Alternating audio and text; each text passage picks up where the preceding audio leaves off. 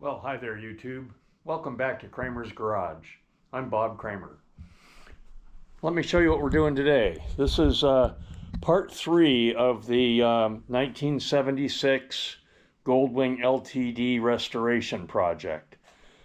So, in part 1, we did a compression test on this engine and found that the compression was very low on the number 1 cylinder, only 75 psi, and a little bit low on number 3, 140, and on the other side it was 160 on 2 and 4. So anyway, I pulled this head off, and I can clearly see that the exhaust valve on number 1 is bent.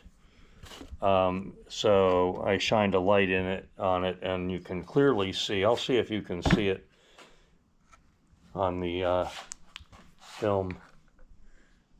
On the camera.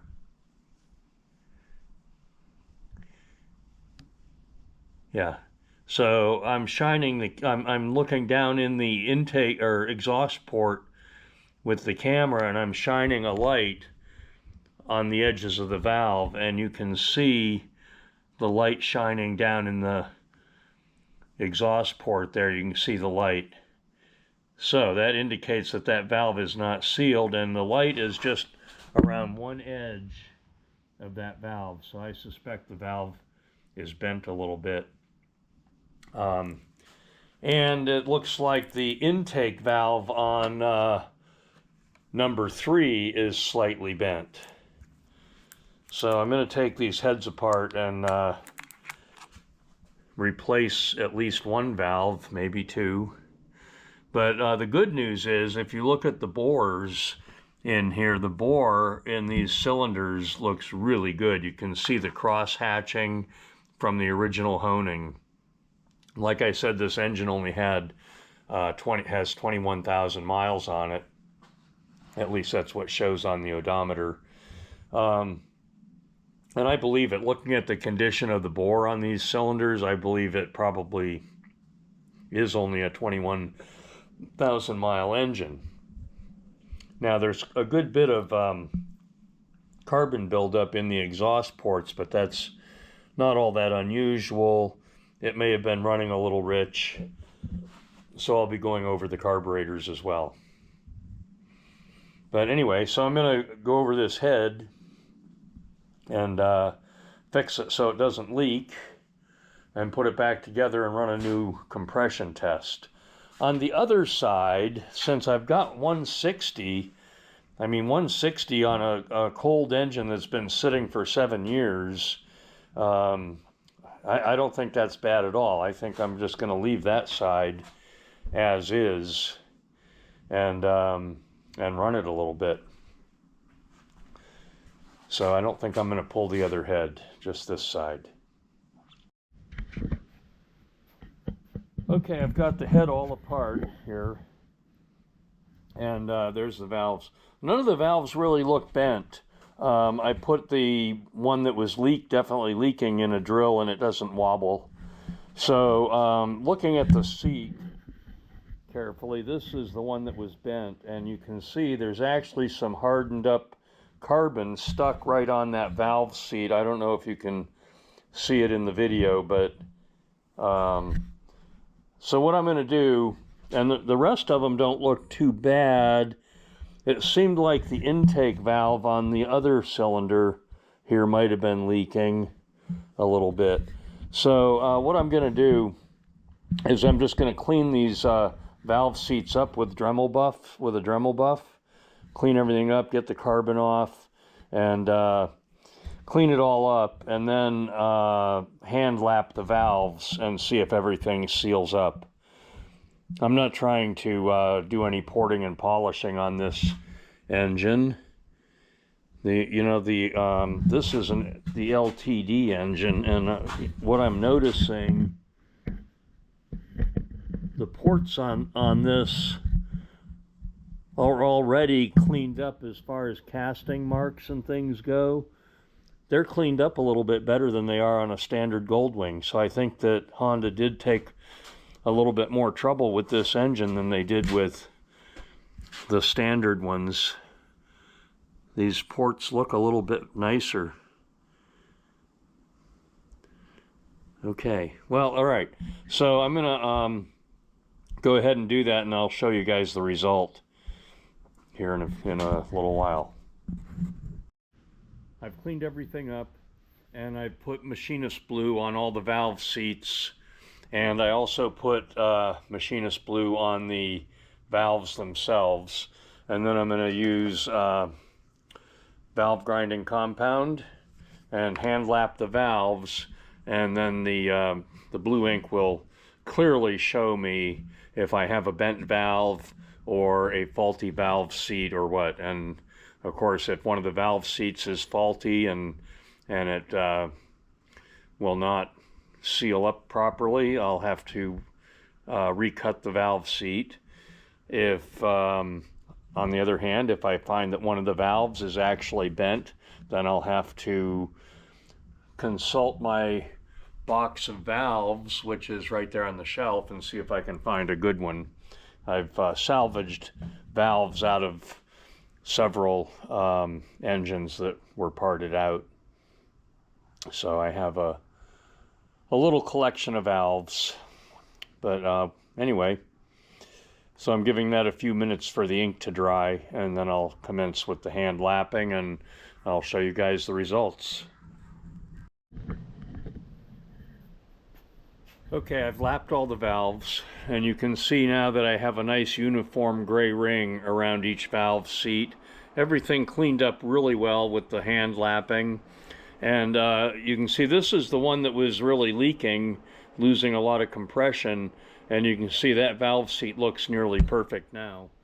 And the valve was not bent, so that's the valve that was in that valve seat that was leaking, and you can see it has the uniform gray ring all the way around now too. So the reason I was losing compression was due to carbon deposits built up actually on the valve seats, on the exhaust valves. So I cleaned the carbon deposits all off with the Dremel buff, and then I hand lapped the valves, and they all look perfect now. So I'm going to leak test this, and I'm going to show you guys how I leak test it with a light in case you missed it on one of my earlier videos. So if you want to leak test this, all you need to do is, let's see, I'm going to take the number 3 exhaust. There's the number 3 exhaust. So you put that exhaust valve in, and then you shine a light on it like that, and look in through that exhaust port like that, and if there's any leakage, you'll see daylight around the edge of that valve. And you just have to push that valve slightly off the seat, and you see daylight. You pull it back down with very light pressure, and there's no more daylight showing. So that's the process for leak testing. And so all I have to do now is clean everything up, wash it all up real good, and put it all back together. Okay, so I've got the engine all back together, and I'm rechecking the compression. So this is on the number 1 cylinder. That's the one that was only 75 psi before.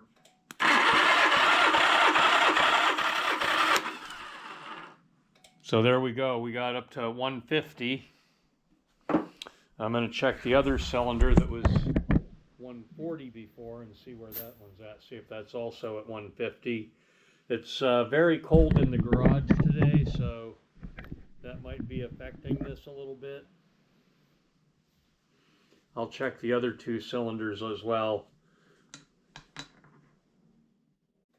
They were at 160 the other day when it was warmer. See if they're still at 160 or if they've dropped a little bit because of the cold weather.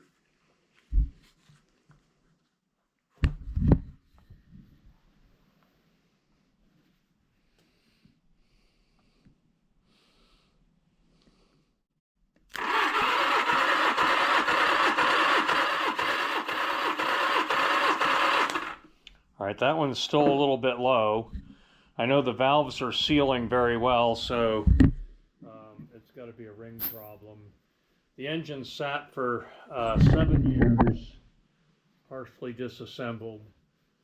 So it could be that the rings are sticky, which happens when they sit, and that usually frees up after I run them for a while. So I'll get this bike together and then I'll run it a couple 100 miles and take a new compression test and see where it's at.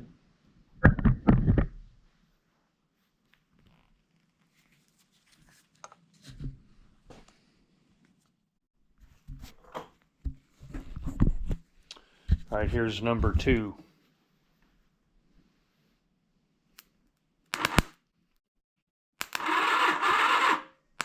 Oh. Losing power. Not enough juice. Let's see what's going on.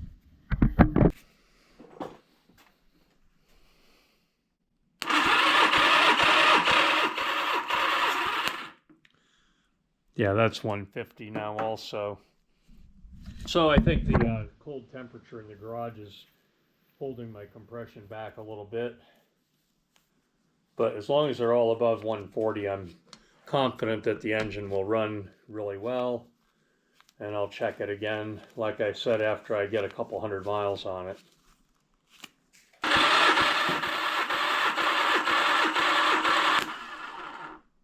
Okay. So all my cylinders are now 140 to 150, so I'm confident that it'll run good.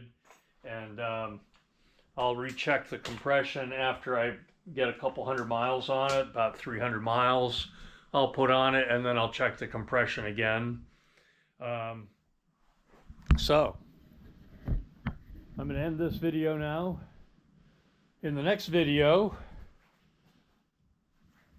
I will probably be getting the carburetors ready.